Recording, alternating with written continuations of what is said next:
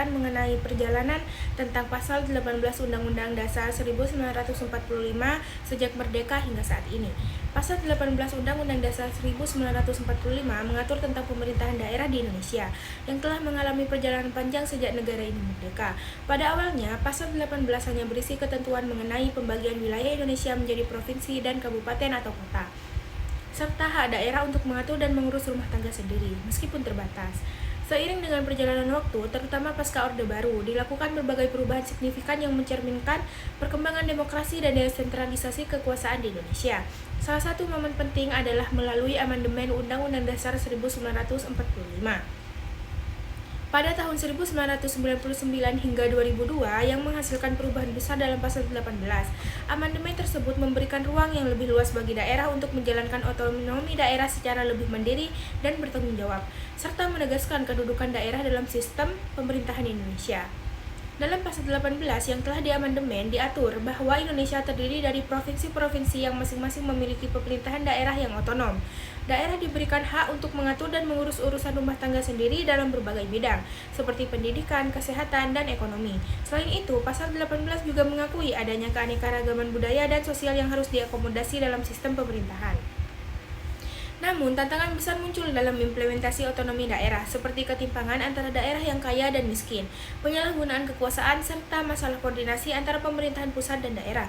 Meskipun demikian, pasal 18 menjadi dasar penting dalam memberikan kekuatan bagi daerah untuk berkembang sesuai dengan kebutuhan dan potensi lokal mereka.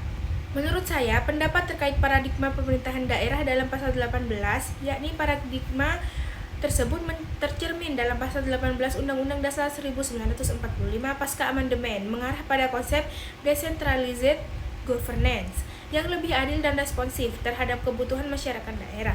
Otonomi daerah memberikan keleluasaan bagi daerah untuk membuat kebijakan yang lebih dekat dengan realitas lokal yang memungkinkan penanggulangan masalah daerah dengan lebih tepat sasaran. Namun dalam implementasinya masih terdapat sejumlah tantangan yang perlu diselesaikan. Di satu sisi, otonomi daerah mendorong daerah untuk lebih mandiri, namun di sisi lain ada kebutuhan untuk memastikan bahwa pemerintahan daerah memiliki kapasitas yang memadai dalam hal pengelolaan anggaran, sumber daya manusia, dan pemahaman hukum. Tanpa pengawasan dan koordinasi yang baik antara pemerintah pusat dan daerah, otonomi daerah bisa menimbulkan ketimpangan antara daerah satu dengan yang lainnya. Idealnya, paradigma pemerintahan daerah dalam pasal 18 harus lebih mengedepankan prinsip kolaborasi dan sinergi, di mana pemerintahan pusat berfungsi sebagai fasilitator dan pengawas, sementara pemerintahan daerah diberi ruang untuk berinovasi dan mengembangkan potensi lokal. Pemerintah daerah juga harus diimbangi dengan sistem pengawasan yang kuat agar tidak terjadi penyalahgunaan kewenangan.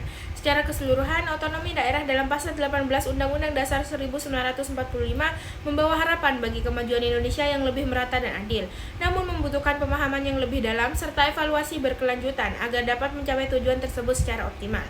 Demikian materi yang dapat saya sampaikan, kurang lebihnya saya mohon maaf. Wassalamualaikum warahmatullahi wabarakatuh.